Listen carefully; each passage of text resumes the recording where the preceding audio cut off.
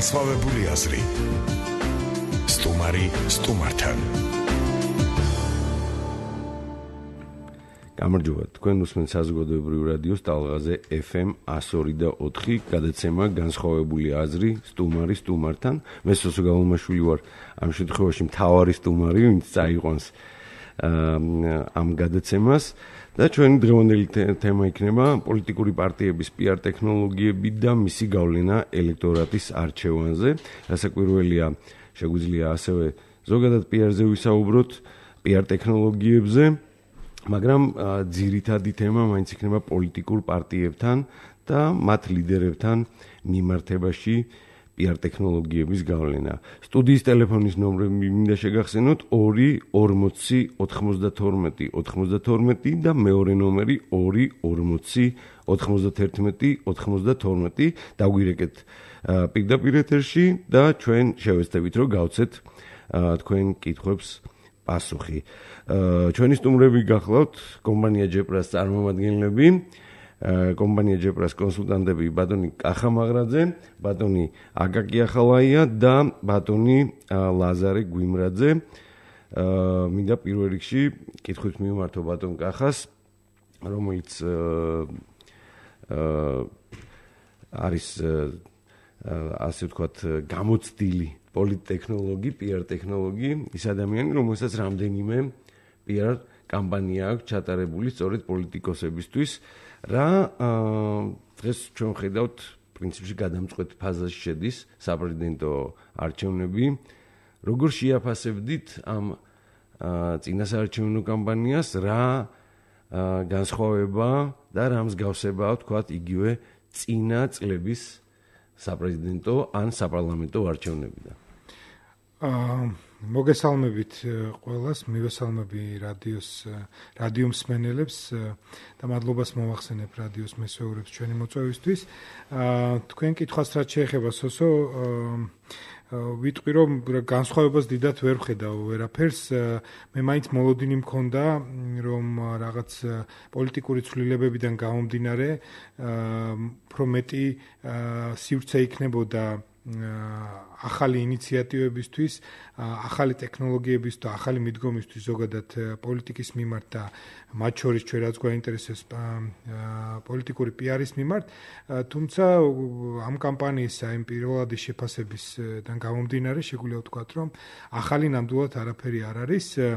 ალბათ ტექნოლოგიებს გულისხმობ, ხო, თორე კანდიდატები რა თქმა უნდა ახალია და ძალიან ბევრი ისეთი ახალია, რომ წარმოდგენაც კი გაგვიჭირდებოდა რამდენიმე წლის წინ ასეთი კანდიდატების არსებობისა. ზოგადი ტენდენცია მაინც ის არის, რომ რაღაცა პრეტენზია არსებობს განსაკუთრებით წამყვანი კანდიდატების მხრიდან იმასთან დაკავშირებით, რომ რაღაც ახალს გვეუბნებიან ის და ახლებურად წარმოაჩენენ საკუთარ პერსონებს, საკუთარ პოლიტიკურ პლატფორმას, თუმცა ყველაფერი იგივეა და უხეშადაც ვიტყვი ამას, ყაოლგასულია ყველაფერი, რაც დღეს კომუნიკაციის და საზოგადოებასთან ურთიერთობის კუთხით კეთდება წინასაარჩევნო კამპანიის დროს. ეს არის თუმცა მოლოდინი საკმაოდ დიდი მქონდა მე პირადად. აკო ფაქტობრივად აპოკალიფსური სიტუაცია დახატა ტექნოლოგიების თვალსაზრისით ბატონმა კახამ და შეიძლება ვფიქრობ, თქვა რაღაცა გარკვეული მარცვალი მეც დავიჭირე კახას ამბობში, თუ რა პრობლემებთან გვაქვს, ასე თქვა ახალი ტექნოლოგიების, ახალი მიმართულებს, ახალი მიდგომების გამოყენების. რამ შეიძლება ასეთი ტიპის, თქვათ, ეგრეთ წოდებული სტაგნაცია გამოიწვიოს? რისი ბრალი შეიძლება იყოს ეს? რატო არ არის სიახლე? პრინციპში ეს შეიძლება დავაბრალოთ იმას, რომ პოლიტიკაში მართალია გარკვეულწილად ახლა პრეზიდენტობის კანდიდატებს თუ გადავხედავთ, არიან გარკვეულწილად ახალი სახეები შედარებით. მაგრამ ის ადამიანები, ვინც ზრუნავს მათ PR-ზე, მათ აქტივობებზე, მათ რაღაც გეგმაზე, ვის შეხვდნენ, როგორ შეხვდნენ, როგორ აწარმოონ ხალხთან ურთიერთობა, ეს ადამიანები თუ გადავხედავთ, ალბათ იგივე რჩება და შესაბამისად ამიტომაც არის, რომ იგივე მეთოდებს იყენებენ და ტექნოლოგიებს, რასაც იყენებდნენ ბოლო 15 წელი არჩევნებში. ეს არის ხალხთან შეხვედრა, სადაც რაღაც ძირითადად აქცენტია ადგილობრივ პრობლემებზე, მაგრამ მედიაზე უფრო კეთდება აქცენტი, რომ აი ამდენ ადამიანს შეხვდა, ამდენი მხარდამჭერი ყავს. სამწუხაროდ იყო რაღაც ნიშნები წინა საპარლამენტო არჩევნებზე, რომ რაღაც ინტერნეტის მიმართულებით და ინტერნეტ ტექნოლოგიებს კარგად იყენებდნენ, მაგრამ ეხლა ესეც შეიძლება ითქვას, რომ სუსტად არის, თუ არ ჩავთვლით ახლა შეხვედრის სურათების გაზიარებას და რა თქმა უნდა, მეც ვისურვებდი, რომ უფრო ახალი ტექნოლოგიები იყოს გამოყენებული, მაგრამ არ არის ეს ტექნოლოგიები და რაღაც აქტიურადაც არ არის საპრეზიდენტო არჩევნების კამპანია. ახლა ალბათ სენელი, როდესაც გვისმენს აკო, შეიძლება ესეთი აზრი გაუჩნდეს, რომ ეს ხალხი ისეთ ტექნოლოგიებს ითხოვს, ისეთ რაღაცა სიახლეებს ითხოვს, თითქოს ამერიკაში ცხოვრობთ ან რაიმე დასავლეთ ევროპის განვითარებულ ქვეყანაში. ამ თვალსაზრისით ერთი რაღაცა არ უნდა დაგვაუწყდეს, რომ ის რასაც თქვენ ითხოვთ ახალ ტექნოლოგიებზე და დაყრდნობით გაკეთებულ კამპანიებს შესაძლებელია მოხდეს იქ, სადაც თქვათ თუნდაც ინტერნეტის პენეტრაცია არის მაღალი. დღეს ჩვენთან ინტერნეტის პენეტრაცია 20%-ზე ნაკლებია და მაშინ ხო არ გამოვა ის, რომ რაღაცა ჯგუფისთვის იქნება ეს კამპანია ჩატარებული, ვინც მაღალ ტექნოლოგიებს ანაზიარები, ვისაც აქვს ეს საშუალება, რომ გაეცნოს სხვადასხვა თქვათ მობილური ინტერნეტით, მობილური აპლიკაციებით სიახლეებს, მაშინ როდესაც 90%-ს ამის საშუალება არ აქვს და გამოდის, რომ მხოლოდ ასეთ ეგრეთ წოდებულ წინ მიმავალ ადამიანებზე იქნება გათვლილი და არ იქნება რეალისტური. კი, მაგრამ ანუ გეთანხმები, რომ სიტყვაზე ავიღოთ Twitter-ი, ხო? ანუ Twitter-ში შეიძლება საქართველოში პრეზიდენტობის კანდიდატმა ვერ აწარმოოს კამპანია, მაგრამ შეიძლება მისი ანალოგის მოპოვება, ხო? შეიძლება სიტყვაზე პრეზიდენტობის კანდიდატმა თქვას, რომ ის დაჯდება პირდაპირ ეთერში და უპასუხებს ადამიანების ზარებს. ანუ ეს გვეხმარება, ანუ სიტყვაზე მე თუ არ ამორჩეველი და საერთოდ არ მაქვს სურვილი, რომ შეხვედრაზე ვიარო, მაქვს შესაძლებლობა პირდაპირ დაუსვა მას შეკითხვა და თუ ის ამბობს, რომ ყველა შეკითხვაზე აქვს პასუხი, პირდაპირ ეთერში გასცემს პასუხს. იგივე შეიძლება გაკეთდეს გაზეთით, ხო? გაზეთში შეიძლება იყოს, რომ კითხვა საპრეზიდენტო კანდიდატს ვიღაცას და ანუ ჩემი აზრით სურვილი უფრო არ არის იმისი, რომ რაღაც ახალი გაკეთდეს, ვიდრე ის, რომ სიტყვაზე აი Twitter-ს საქართველოში არ იყენებენ, ან თანამედროვე ტექნოლოგიებში აკომ უფრო მიდგომები იგულისხმება, ვიდრე ციფრული ტექნოლოგიების ან აპლიკაციების და მსგავსი რაღაცების გამო. უფრო მეტი ჩართულობა, უფრო მეტი დიალოგი და უფრო მეტი გახსნილი კომუნიკაცია ამ ურჩეველთან და არა სტანდარტული დაშტამპული დაპირებების კამპანია, რომელსაც ჩვენ ამდენი წელია უკვე ვადევნებთ თვალს. ეს არ უნდა იყოს დაპირების, ეს უნდა იყოს როგორც თანამედროვე ტენდენცია ჩვენებს და ეს იმიტომ კი არ საუბრობთ კიდე ამაზე, მე ყველას ჩაგეჭერით უნებართო თუკაც რა. იმიტომ კი არ საუბრობთ ამაზე, რომ ვთქვათ დღეს დასავლეთში რახან ასია, იმიტომ უნდა აწარმოებდნენ აქაც მსგავს კამპანიებს. არა, უბრალოდ თანამედროვე რეალობა ასე ითხოვს. ქართველი ამორჩეველის გაზრდილია, კომუნიკაციის არხებიც ძალიან გახსნილია. ინტერნეტი, ციფრული ტექნოლოგიაც და ზოგადად კულტურაც ამაღლებულია, რაც არ უნდა ჩვენმა ხელისუფლების უმაღლესმა პირებმა გითხრან, რომ პოლიტიკური კულტურა და ზოგადად ისა დაბალია. არა, მაღალია და მოთხოვნილებებიც ძალიან მაღალი გააჩნია ამ მომრჩეველს და მასთან უბრალოდ ესეთი ცალსახად, ცალმხრივი ხისტი დაპირებების ენით და რაღაცა ლამაზი ბილბორდებით წესით შორს ვერ წახვალ რა. მე ერთ რაღაცას ვერდიქტი შემიძლია ამ კამპანიას გამოუტანო საბოლოო ჯამში ჩვენ ზოგადად იქნებ დასკვნისთვის შემოვინახოთ. არა, აი იმას გაძლევთ თუ გინდათ ბაზის დიალოგისთვის, დისკუსიისთვის უბრალოდ და დებატებისთვის. ანუ ჩემი აზრით ვინც არ უნდა გაიმარჯოს რომელმა კანდიდატმაც მის საზოგადოებასთან ურთიერთობის კონსულტანტ გუნდს არ ექნება იმის საფუძველი, რომ თქვას, რომ ეს არის მისი დამსახურება რა. ნამდვილად რაც არ უნდა იძახონ, რომ აი მაგარი პიარით და მაგარი კომუნიკაციით ჩვენ ამ კანდიდატს ეს ნამდვილად ასე არ იქნება და ახლავე შემილია ამის მტკიცება ერთი თვალის გადავლებით მიმდინარე მოვლენების. და ვისი დამსახურება იქნება აბა? ამომრჩეველი ძალიან პრაგმატულად მიიღებს გადაწყვეტილებას თავისი ძალიან რაციონალური იმიდან საჭიროებებიდან გამომდინარე. და PR ტექნოლოგიების თქვათ ამოცანაც ზუსტად ის არ არის, რომ რაღაცა გარკვეულწილად მიმართულება მიცეს და უფრო ინფორმირებული გახადოს ამომრჩეველი. მე ვფიქრობ, რომ მაშინ სად არის ზღვარი, ვინ ვის დაეხმარა და რატომ. რასაკვირველი აქ არ არის ისეთი კამპანია, რომელიც მაგალითად თუნდაც 2012 წელს იყო პოლიტიკური, თქვათ, ტემპერატურის თვალსაზრისით, მაგრამ ორი კითხვა მიჩნდება ამასთან დაკავშირებით, თქვენ მოსაზრებებთან დაკავშირებით, ბატონო აკო და ბატონო კახა. მაშინ ხომ არ არის, თქვათ, მოსალოდნელი, რომ აი ესეთი ტიპის აქტივობები უფრო მოგვიანებით დაიწყება, იმიტომ რომ გარკვეული მარათონი, რომელიც თქვათ, წინა წლებში უფრო დიდი ხნის განმავლობაში გრძელდებოდა, ახლა დაახლოებით 2 თვემდე ჩამოვიდა, ხო? ამ მარათონის რაღაცა გარკვეულ პიკის მისაღწევად ხო არ ჭირდება დრო, თქვათ, წარმომადგენლებს და PR ტექნოლოგიებს ამა თუ იმ კანდიდატის. რა ვიცი, მე არ ამგონია, მე უბრალოდ შთაბეჭდილება მრჩება, რომ თითქოს თავად საპრეზიდენტო კანდიდატებსაც გარკვეულწილად აქვთ უკვე წარმოდგენა, რამდენი პროცენტი მხარდამჭერი ყავთ და იმის იმედი, რომ ისინი რაღაც უკეთესი კომუნიკაციით უფრო მეტ მხარდამჭერს მიიღებენ, ჩემი აზრით არა აქვთ. არა და რეალურად კარგი PR აქციებით თუ ქმედებებით შესაძლებელია არ დაგვავიწყდეს იმ ძალიან პასიური ელექტორატის გამოცოცხლება, რომელიც ქვეყანაშია. ანუ ძალიან ბევრი ადამიანია დღესდღეობით, კვლევებს თუ გადავხედავთ, რომელიც საერთოდ არ აპირებს საპრეზიდენტო არჩევნებში წასვლას. და ამ ხალხის გამოცოცხლებაზე მე ჯერ ვერცერთი პოლიტიკური პარტია და კანდიდატი ვერ ვნახე, რომ მუშაობდეს. ანუ ეს კვლევები პრინციპში, რომელიც NDI-ის და IRI-ის, რომელიც ასე ვთქვათ, ღია წყაროებიდან ჩვენ გავეცანით, აბსოლუტურად სხვანაირად ასახავს რეალობას. დაახლოებით 70% მიდის არჩევნებზე. ეს მე გეუბნები და ივლისის მონაცემებს. 70% არ არის ცოტა პროცენტი და ეს შეიძლება ნიშნავდეს იმას, რომ დაახლოებით აქტივობა 50+% იქნება. რასაკვირველია, აქ ანუ ვიზე უნდა იმუშაოს კანდიდატებმა, რა უნდა ქნან იმისათვის, რომ აი ეს ეგრეთ წოდებული მერყევი ელექტორატი გადმოიბირონ. ტექნოლოგიური თვალსაზრისით რა შეიძლება მოხდეს.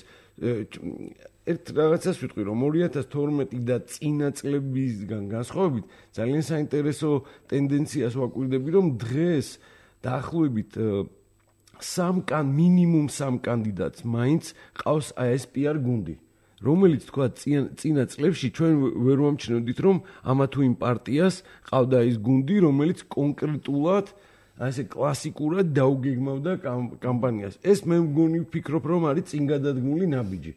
ეს ერთი. მეორე, სხვათა შორის წინა წლებისგან განსხვავებით, როდესაც PR ტექნოლოგიები ცდილობდნენ არსებული კანდიდატების ძლიერი მხარეების წინ წამოწევას, მათი გაძლიერებას და ამის ინფორმირებას საზოგადოებისადმი, ჩვენ შევამჩნიეთ, რომ გარკვეული კანდიდატები გადასხვაფერდნენ, სხვანაირი ადამიანები მივიღეთ. მაგალითად, იგივე, თქვათ, ერთ-ერთი კანდიდატი ბატონი მარგველაშვილი აბსოლუტურად შეცვლილია როგორც გარეგნულად, ასევე გარკვეულწილად, თქვათ, იგივე კომუნიკაციის, ემოციური თვალსაზრისით.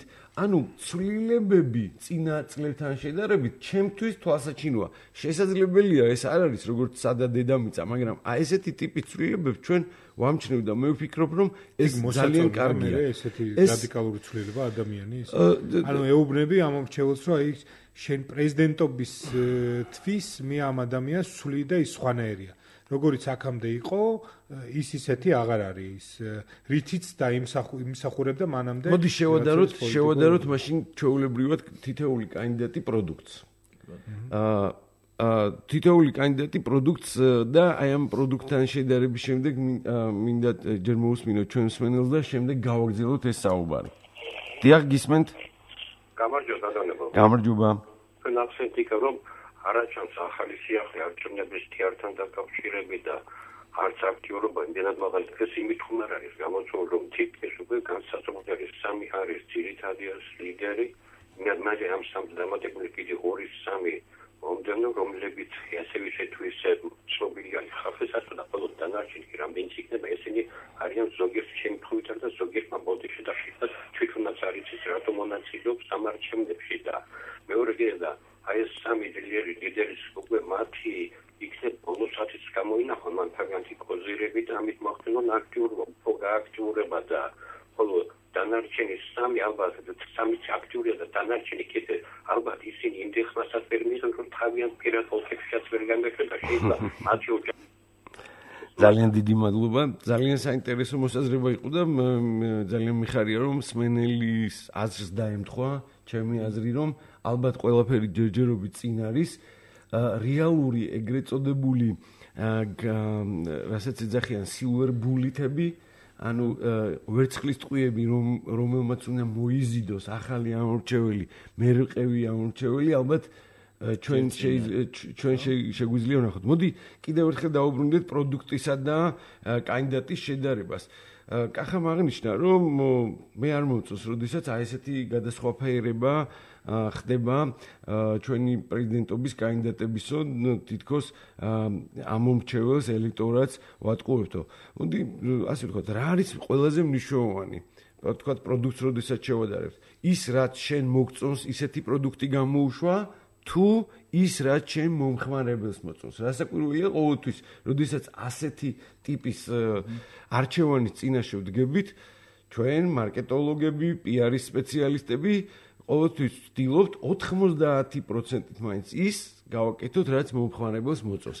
ხო და ამ შემთხვევაში ხომ არ არის სწორედ აი ესეთი ტიპის ლიდერზე მოთხოვნა და ამით ხომ არ არის სწორედ გამოწვეული ის, რომ მარგველაშვილის შტაბმა გადაწყვიტა აი ესეთი სახით წარმოედგინა მათი ლიდერი. კანდიდატი რო სულგუნს შევადაროთ და ეს სულგუნი რო ყვითლად გადავღებოთ, ეს ხო არ იქნება შებოლილი სულგუნი არა? აი დაახლოებით მსგავსი ვითარებაა დღევანდელ საარჩევნო კამპანიაში. ანუ ფაქტიურად შენ განაასხვაფერებ რაღაც ხელოვნურობის ის განცდა მაქვს მე შეიძლება ვცდები რა თქმა უნდა, მაგრამ ეს არის რომ აი ესე პირდაპირ რო ადამიანი რო სხვანაირი იყო და ეხლა სხვანაირი ამის დამარწმუნებლობა ამის ძალიან რთული იქნება რომ დაარწმუნო უბრალოდ ბოდიში ამომრჩეველი იმაში რომ ეს ადამიანი ასე რადიკალურად უცებ გამოიცვალა. თან ყველა ვხედავთ რომ ეს კეთდება საპრეზიდენტო კამპანიის დროს არჩევნებში გამარჯვების თვის და ეხლა არ ვიცი ლოგიკურად მოაზროვნე ადამიანმა რომ ეს იწამოს რომ აი მარგველაშვილი ეხლა გახდა ესეთი სათნო რომელსაც ყველაფერზე გული უჩუხდება ძალიან პატრიოტია ქართული ყველაფერი უყვარს და რაღაცა მოწესრიგებული წვერგაპარსული დადის ყოველდღე არ ამგონია რომ ეხლა რატო აირჩიეს ასეთი ძალიან ხელოვნური გზა მე ეს უბრალოდ მიკვირს და ვწუხვარ ამაზე შეიძლება ცოტა დრო გქონდეთ და იმიტომ ესეც არის ხო რაღაც მაშინა კლიშეებში ჩააჯნიეს ეს ისა აი რა სტერეოტიპებში რაც მოსწონს ამომრჩეველს და მოდი ისეთი ტიპი რომელიც ყოველთვის მისაღებია თან ეს ალბათ რაღაცა მეოცე საუკუნის კლიშეები უფრო არის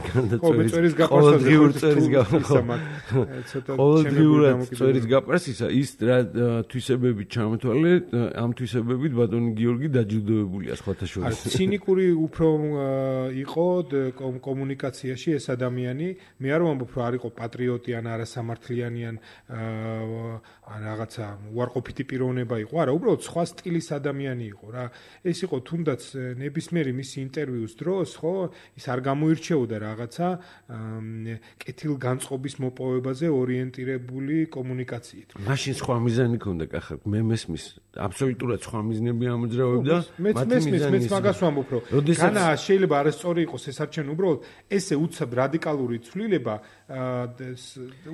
ხელოვნურობის სუნის შეგეკამათები რამდენი ადამიანი დაინახავს ასეთ რადიკალურ ცვლილებებს კაკო მე დავამატებდი იცით რომ შეიძლება აქ საქმე გვაქვს როგორ შემთხვევასთან რომ პროდუქტის rebranding-ი მოხდა, შეიცვალა, მაგრამ კომუნიკაცია აყდა. ანუ რატო შეიცვალა, რატო უნდა იყოს ასეთი, აი ამის კომუნიკაცია არა. ჩემი აზრით, ამის ნაკლებობის გამო ჩდება საზოგადოებაში ზუსტად ის დამოკიდებულება, რაც სიტყვაზე კახას აქვს. აი რატო შეიძლება ადამიანი აქამდე იყოს ასეთი და ჩვენ ასეთი მოგწონს და იმიტომ რომ გახდეს პრეზიდენტი, გახდა რაღაც სხვანაირი. სხვა კანდიდატებთან დაკავშირებით რა სიტყვით? ანუ სხვა კანდიდატებთან თუ გვაქვს ასეთი ცვლილება, აი მაგალითად ბაქრაძე საერთოდ არ არის შეცვლილი, ხო? არა, ბაქრაძესა უფრო გამოკვეთილი ის აქვს. თან მარგველაშვილის იმიჯთანაც ცოტა ვერ გავერკვე მე პირადად, შეიძლება მაკლია ინფორმაცია და არა ვარ კარგად გაცნობიერებული ამორჩეული, მაგრამ რა ტიპის ადამიანად წარმოაჩენენ, ეგეც ჯერ არ არის ბოლომდე ნათელი ხა. ჩვეულებრივი უნდათ ალბათ. ხო, აი არაფრით გამორჩეული გამოდის, მაგრამ ბაქრაძეს აქვს აი ერთი სიტყვით რომ დავახასიათოთ, ეს არის დამაბალანსებელი ადამიანი რა, მოკლედ, რომელიც თელს თავის კომუნიკაციას აგებს იმაზე, რომ მე სიტუაციას დავაბალანსებ, მე რაღაცა შევხვდები ყველა პარტიას, ვიქნები თქვენი პრეზიდენტი. უფრო გამოკვეთილია კომუნიკაცია. ნინო ბურჯანაძესაც მეტნაკლებად გამოკვეთილი ის თავის გამოცდილებაზე და აი ხასიათის სიმტკიცეზე და კი ბატონო ამაზე აკეთებს აქცენტს და რაღაცა ქართული ვარიანტია ტეჩერის და მსგავსი ის აქვს რა, რაღაცა არეპუება არავის ყველა საკრიტიკებს, მისი ისენიც ასე გუნდის წარმომადგენლებიც და კონსულტანტებიც ყოველთვის შეტევაზე გადადიან, ყოველას ანუ აგრესიული ტიპია და უფრო ესეთი მტკიცე იმას აჩვენებს და მარგველაშვილი სადღაც არის ჯერ. მარგველაშვილზე გავიხსენებ, აი პირველ დღე წარდგინება, როდესაც მოხდა, მაშინ ბატონმა ბიძინა ივანიშვილმაც განაცხადა, რომ ჩვენ არ გვინდა საქართველოში არც გმირი, არც ზეკაცი, გვინდა ჩვეულებრივი ადამიანი. შესაძლოა სპეციალურად მიდის აქ. შეიძლება ის რომ ვთქვათ, წინა ჩვენი პრეზიდენტები თავისი არქეტიპული სახეებით, არქეტიპული ხატებით თითქმის ყველა სამივე იყო გმირი, რა. შევარდნაძეზე შეიძლება. შევარდნაძე გმირი თავისი მეორადი არქეტიპით ბრძენი და რა თქმა უნდა ძვიად გამსახურდია და რა თქმა უნდა მიხეილ სააკაშვილიც ასევე გმირის არქეტიპში ჯდებია.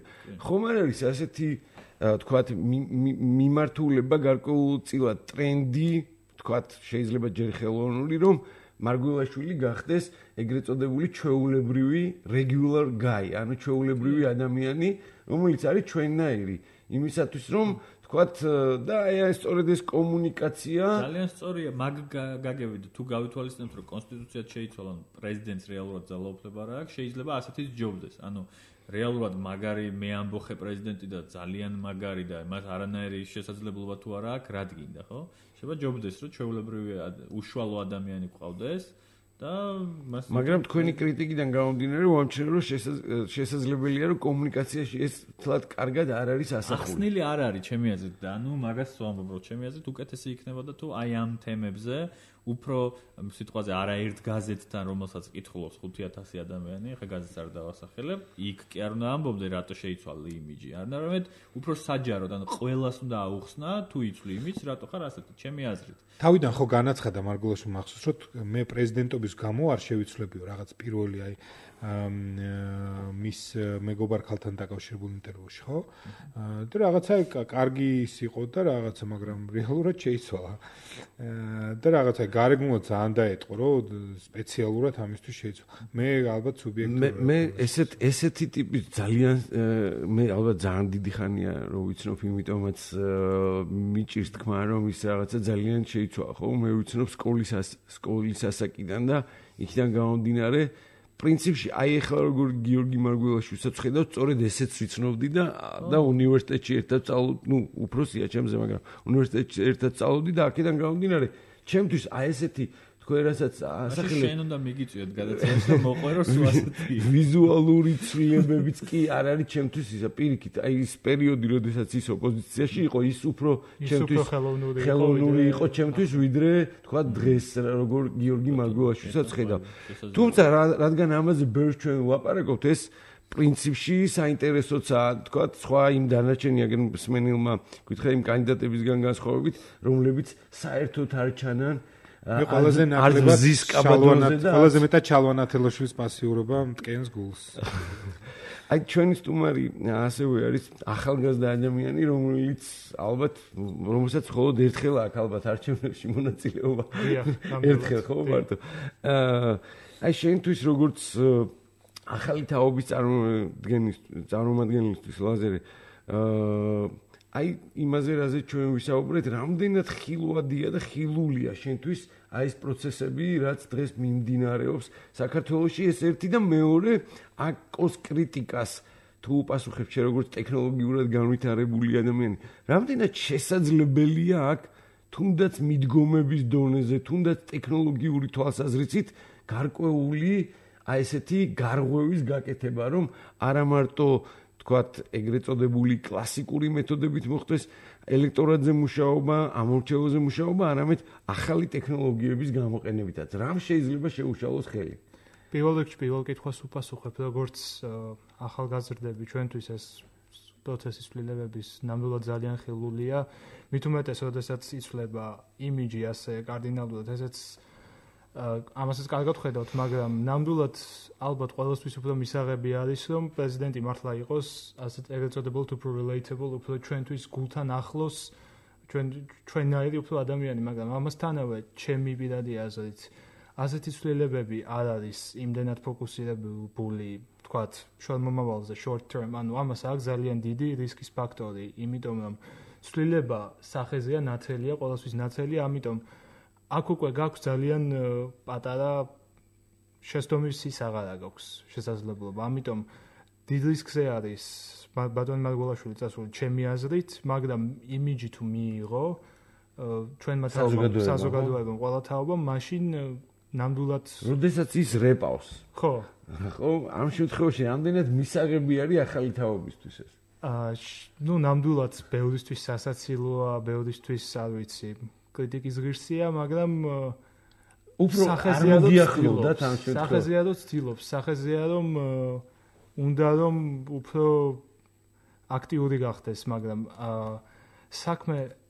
საქმე იმაშია, რომ ჩვენთვის ეს ყველაფერი მნიშვნელოვანი იმდენად არა, რამდენადაც შენ როგორც ახსენე, აი არა კლასიკური, მოდი ასე გადავალ ამ თემაში, არა კლასიკური მეთოდების გარდა ხდებოდეს უფრო თანამედროვე ტექნოლოგიების გამოყენება. ნუ გარკვევა კარგია, მაგრამ ასევე უკეთესია, რომ ჩვენამდე მოაღწიონ რაღაც უფრო ჩვენი ხერხები. აი მაგალითად ძალიან მოგეწონებოდა შენ როგორც კომპიუტერული თამაშების ძალიან მოყვარულს და მცოდნეს, რომ რომელიღაც კომპიუტერულ თამაში უცებ გამოჩნდეს ახალი გმირა გიორგი მარგველაშვილი. რომ იცოდეთ, თავის როდესაც ბარაკ ობამა ატარებდა კამპანიებს ერთ-ერთი თამაშის, სადაც პრინციპი იყო ღია სამყაროში სიარული, თამაშის ბილბორდებზე გააკეთა თავისი საკუთარი რეკლამა.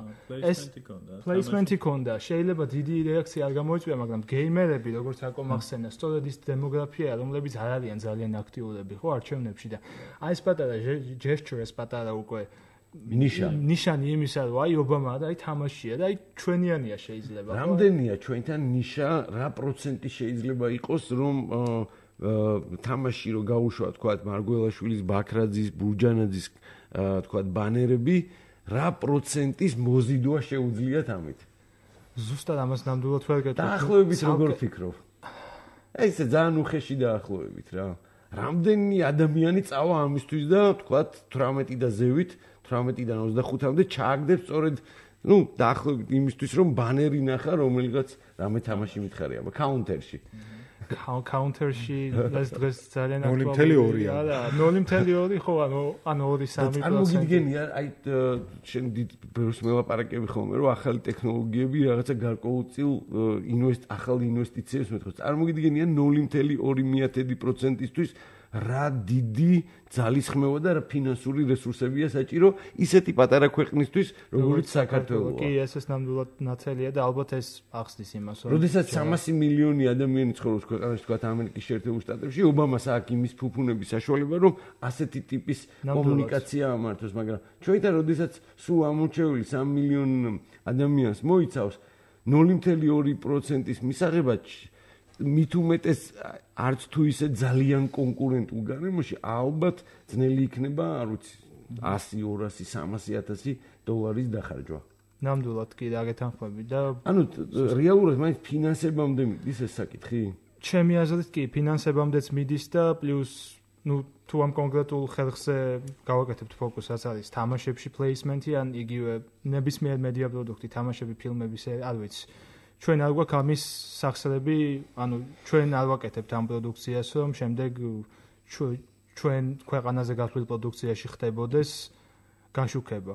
მაგრამ ძირითადად ნამდვილად ფინანსებთან ალბათ ჩემი აზრით დაკავშირებული, არ მგონია ამდენად არიცოდნენ დღევანდელმა ხო, ჩემი აზრით შეიძლება მხოლოდ ფინანსებიც არ იყოს, იმიტომ რომ თუ კარგად დავფიქრდებით, შეიძლება ჩვენ არ გამოვიყენოთ თამაში პლეისმენტი, მაგრამ შეიძლება გამოვიყენოთ რომელიმე ქართულ ქალაქური სიმღერების რადიოში, დავწეროთ სპეციალურად სიმღერა, რომელიც არ იქნება ჩვენს მიერ მართული და ვიტყვით, რომ უბრალოდ გავიდა და ანუ პლეისმენტი და თუ გინდა სურვილი ახალი არხის მოძებნის, ხო, კომუნიკაციის ჩემი აზრით არ არის აუცილებელი თამაში გაკეთო, შეიძლება რადიოში გაკეთო, შეიძლება რომელიღაც სერიალში გააკეთო, იქ რომ მიდის და ისე გამოჩნდეს პლეისმენტი. ანუ ჩემი აზრით სურვილი უფრო არ არის იმის, რომ რაღაც ახალი მიდგომები გამოჩნდეს, ვიდრე ის, რომ რაღაც აქ თამაშს არ თამაშობს. კარგი, ისე ხო არ გამოგდის, რომ ჩვენ ახლა ვხედავთ აქ და ჩვენი თავს წარმოვაჩეთ, რომ ჩვენ ძალიან ბევრი რაღაცა ვიცით და ესენი არაფერს არ აკეთებენ და ანუ რო ვიცოდეთ, მაგათი კონსულტანტები ვიქნებოდეთ. ანუ უფრო კრიტიკისკენ ხო არა ვართ ორიენტირებულები აი ამ ჩვენ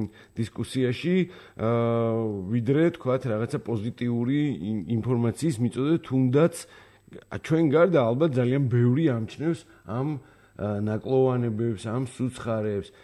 მაშინ მოდი ესეთი რაღაცა, რა არის ძლიერი მხარე? რომ ისევ კრიტიკაზე არ გადავიდე. რა არის ძლიერი მხარე? ძირითადად, სამ ძირითად, აი ეგრეთ წოდებულ ძირითად კანდიდატზე შევაჩეროთ, როგორც მსმენელმა განაცხადა ყურადღება. რა არის მაგალითად თვითონ რო დაახასიათოთ. ბაქრაძის ძლიერი მხარე რა არის ბატონო კახა? ტექნოლოგიური, PR ტექნოლოგიების ყველა ძლიერ მხარეს ვიტყვი, ეს არის მედიაში გამოჩენა და გაშუქება აქვს ყველა სამივე კანდიდატს, ვისაც დღეს ჩვენ მოვიაზრებთ ლიდერ კანდიდატებად, ძლიერი მხარე, ანუ პაბლისიტის რაოდენობა, ტელევიზიაში, რადიოში, ყველგან გამოჩენის რაოდენობით ეს კანდიდატები უსწრებენ სხვა დანარჩენებს და პლუს ამას მეტნაკლებად გამოკვეთილი ფორმა აქვს მათ აი ამ მიმართულებას. სწორედ მაგას ვამბობთ, ეს ტრადიციულია, უკვე კარგად აპრობირებული მეთოდია, რომელსაც დიდი ხანია ჩვენთან იყენებენ საარჩევნო კამპანიების დროს და ამიტომ მე არც მიკვირს, რომ ეს მათი ძლიერი მხარეა, მეცაც გეტყვით, გავაგრძელებ სოსო თქვენ არც იმასთან დაკავშირებით რამდენად რაციონალურად ხარჯების განკარგვას გულისხმობ, რომ დღეს მაინც თქვათ მასობრივი მედია საშუალებებიდან უფრო მეტად იღებენ მოსახლეობის ანუ ამორჩევლები ინფორმაციას კვლავ და შესაბამისად ჯობია რა თქმა უნდა აქცენტი მათზე გაკეთეს. ამიტომ ის გრძელდება ის ხაზი, რომ რაღაცა ღონისძიებები, სტუმრობების რაღაც მისვლა-მოსვლა, რაღაცების დაგეგმვა და გრაფიკის შედგენა ხდება იმისათვის, რომ საბოლოოდ კანდიდატები გამოჩნდნენ ტელევიზიაში და ისე publicity ხო, ისე ანუ ხშირად ხდებოდნენ თვალში და ხშირად გვიმეორებდნენ, რომ ისინი არიან კარგი ვარიანტები ჩვენთვის ეს საკმაოდ ძლიერად აქვს ყველ კანდიდატს და არა მარტო სხვათა შორის ტელევიზიაში და პრესაში, არამედ უკვე ინტერნეტ მედიაში ძალიან სერიოზულად ჩანან და ესეც რაღაცა ისა ძლიერი მხარე. აკო შენს მიიჩნევდი აი ამ სამი ძირითადი კანდიდატის ძლიერი მხარეა. ჩემი აზრით ანუ აი რო ავიღოთ ბატონი დავით ბაქრაძის შემთხვევა რო ავიღოთ, ჩემი აზრით სწორად არის გადაწყვეტილი, რომ ერთი მიმართულება არის დემარკეტინგი, ანუ მიმართულია სარეკლამო კამპანია იმაზე, რომ არსებული გუნდი და მისი კანდიდატი ვერ ასრულებს დანაპირებს და თვითონ გვევლინება რაღაც მედიატორად ხელისუფლებასა და პარლამენტს შორის და რაღაც პრეზიდენტს შორის. ეს კარგად არის, ანუ ეს ნიშა სწორად არის დაჭერილი, ანუ მას არ აქვს პრეტენზია, რომ ის უცბად თუ მოვა პრეზიდენტად, უცბად ყველაფერს დაალაგებს. ბურჯანაძის შემთხვევაში მოხდა ის, რომ ალბათ კარგია, რომ იმიჯები, ანუ კარგია მე რაც მომეწონა, რომ გარე რეკლამის მეთოდი გამოჩნდა, სადაც არ არის რაღაც მხოლოდ რასაც მიჩვეული ვართ გვერდულად დაყენებული ადამიანი, რომელიც გვიყურებს და უბრალოდ ჩვენ მას ხმა უნდა მივცეთ. ანუ აქვე აღნიშნავ, შეიძლება ჩემი დაკვირვება ეს და ქალბატონ ნინა ბურჯანაძის ნომერი არ აქვს, მაგრამ მის ბანერებს არ აქვს რაღაც ნომერი. რომელიც უნდა შემოხაზოს ადამიანმა. შესაბამისად, ცნობადობას ამ კანდიდატისადმი შეიძლება გაზარდოს, მაგრამ რაღაც ელექტორატს ჭირდება ნომრის შეხსენებაც, იმიტომ რომ ჩვენ ვიცით, რომ ნომერს ძალიან დიდი მნიშვნელობა აქვს. ბატონი მარგველაშვილის შემთხვევაში რაც მომწონს არის ის, რომ ბევრს მუშაობს ჩემი დაკვირვებით, ბევრი შეხვედრა აქვს, ეს არ არის ადვილი. ამდენ ადამიანთან შეხვედრა, მით უმეტეს ჩემი გადმოსახედიდან, როგორც ვიცნობ ამ ადამიანს, ის არ არის ტიპი, რომელსაც ძალიან სიამოვნებს ჩემი აზრით ამდენ ხალხში და რაღაც სხვადასხვა და კარგი ალბათ ისიც, რომ ადგილზე ხდება პრობლემების გაცნობა, რომელსაც ალბათ უფრო მარტივად მოაგვარებს ასე შემთხვევაში პრეზიდენტი. ამიტომ მომავალშიც პრეზიდენტი უნდა დადიოდეს და ადგილზე ეცნობოდეს პრობლემებს. ეს კარგია, მაგრამ ყველა საერთო კანდიდატი ნაკლებად არის ჩემი აზრით, აი კახა მკითხვა, სოციალურ ქსელებში არიან, მაგრამ აი ინტერნეტ რეკლამა როგორც ასეთი, მე მგონი არც ერთი კანდიდატი. ბურჯანაძეს აქვს რამდენიმე საინფორმაციო საიტზე. ძირითადად მაინც არ მინახია, მაგრამ საბოლოო ჯამში აქტიურად მუშაობენ. შეიძლება ის. ლაზარე, ვერასით როგორ შეაფასებთ, როგორც ახალგაზრდული კუთხით. აი ამ სამ კანდიდატს მათ ძლიერ მხარებს. ნამდვილად მოხდა ის, რომ ჩვენამდე უფრო მოდის ეს.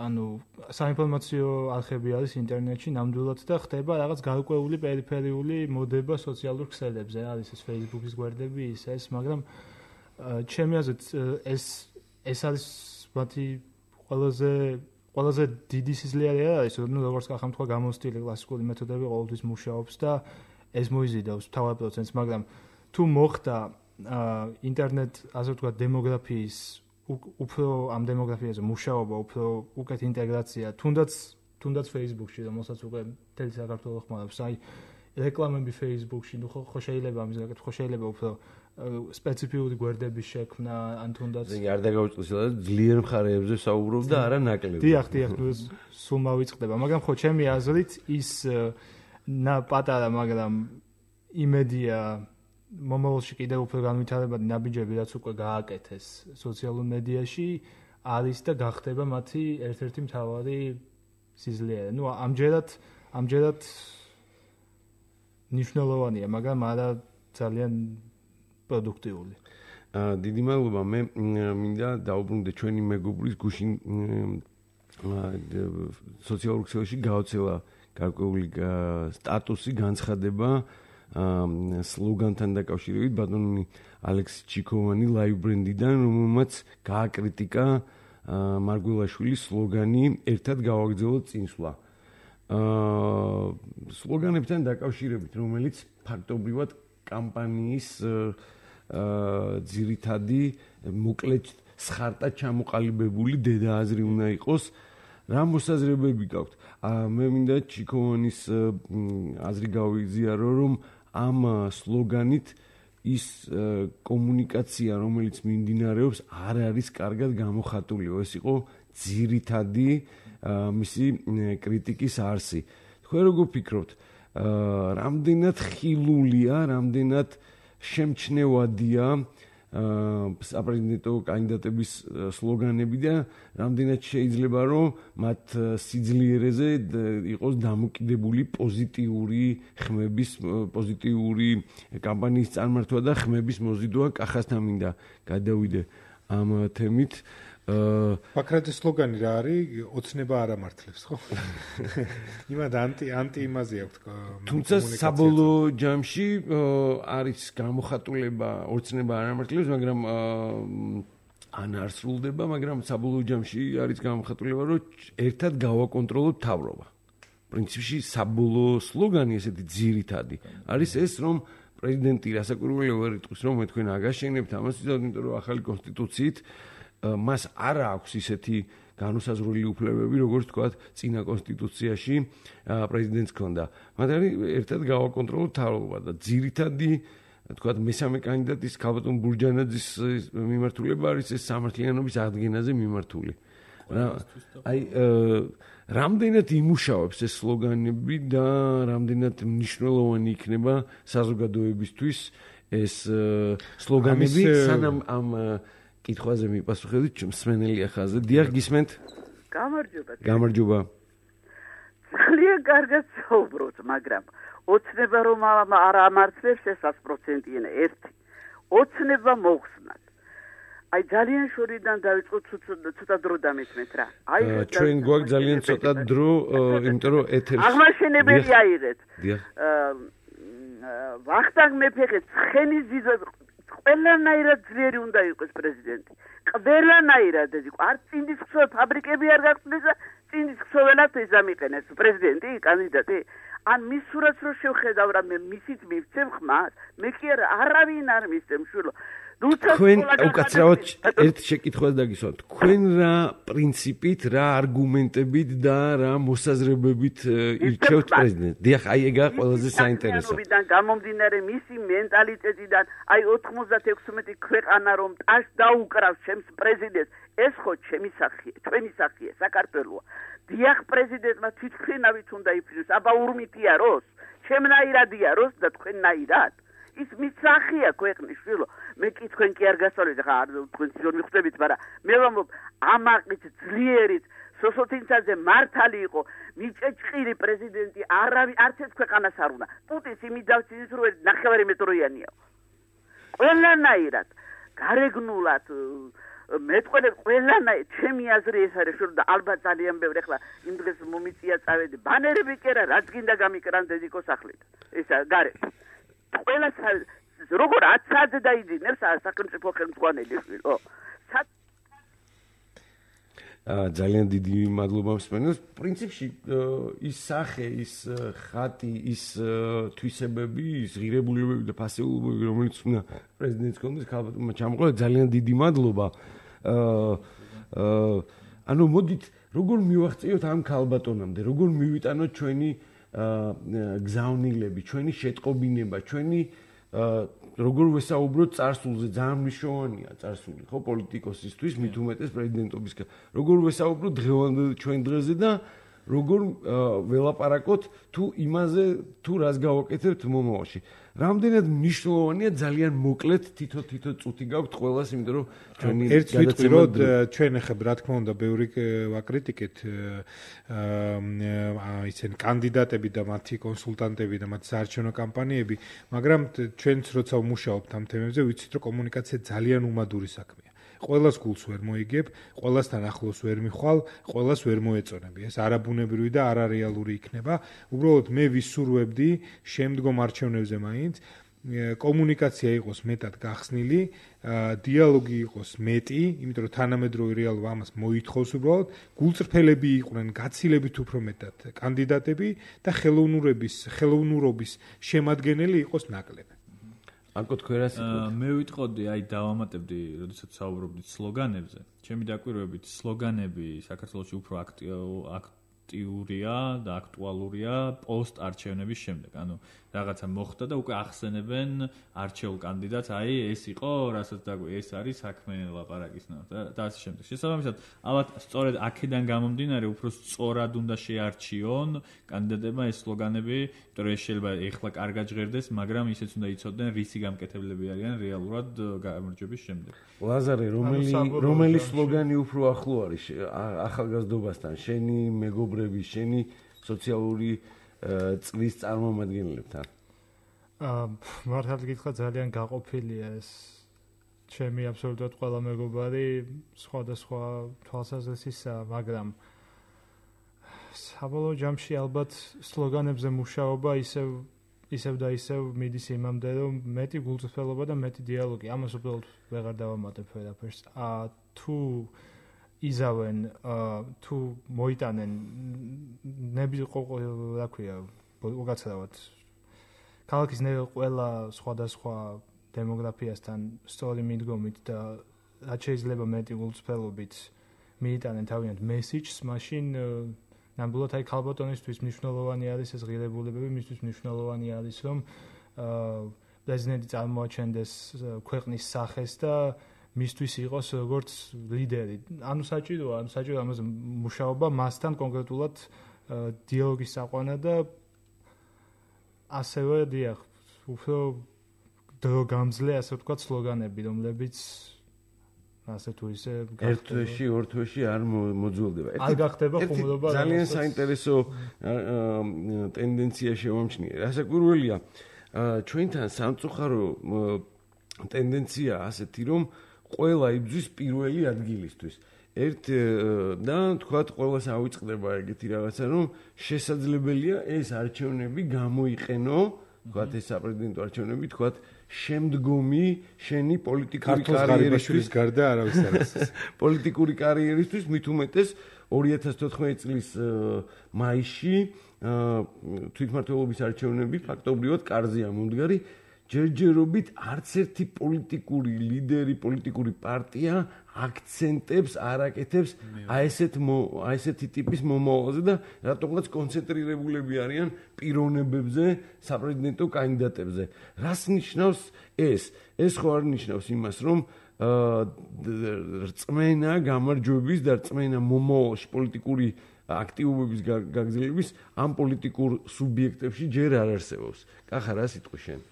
კი, მასე არის საქმე, ანუ მე ვერ ვიტყვი რომ თლათ შეიძლება ამას ესე პირდაპირ არ ამბობენ, მაგრამ მე არ ამგონია რომ თუნდაც ნინო ბურჯანაძის კამპანია ემსახურება მის უპირობო გამარჯვებას. და ბევრ სხვა კანდიდატზე კიდე არ დავიწყებდი ლაპარაკს, თუნდაც დავით ბაქრაძის კანდიდატურას.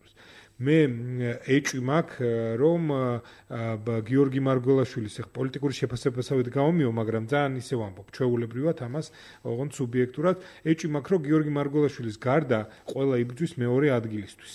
ეს არის ძალიან თვალნათელი სუბიექტური რეალობიდან გამომდინარე. ამ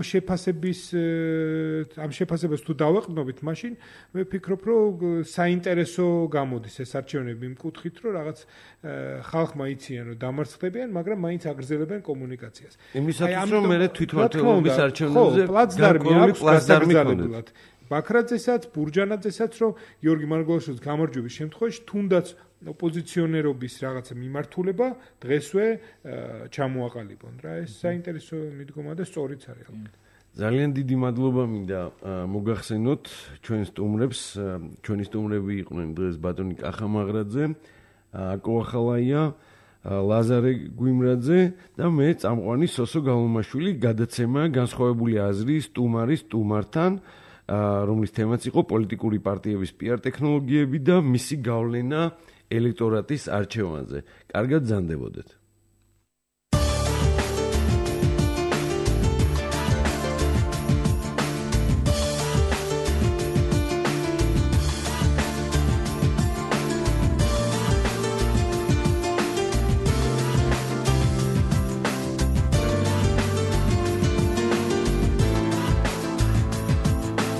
განსხვავებული აზრი სტუმარი სტუმართან